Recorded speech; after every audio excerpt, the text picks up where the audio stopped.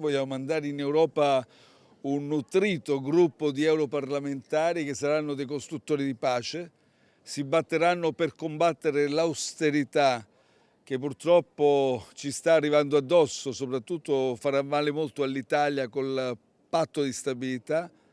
Si tratterà di tagliare sulla sanità, sulle politiche sociali e questo non lo possiamo permettere.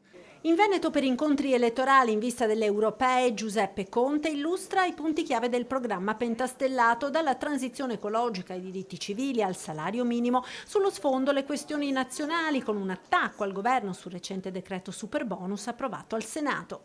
Uno Stato non può retroattivamente rimangiarsi un impegno formale che ha scritto lo Stato, questo governo, nei decreti precedenti. Il governo Meloni ne ha fatti 6 di decreti e adesso li sta rimangiando tutti con le norme retroattive, lasciando in braghe di tela famiglie e imprese. Questa cosa è vergognosa e stanno pure litigando all'interno del governo anche su questo.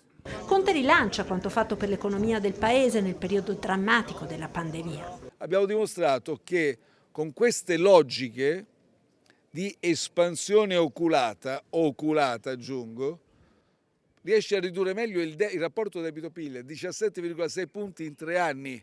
Loro con la logica dell'austerità non ci riusciranno mai. Siamo ritornati al patto di stabilità.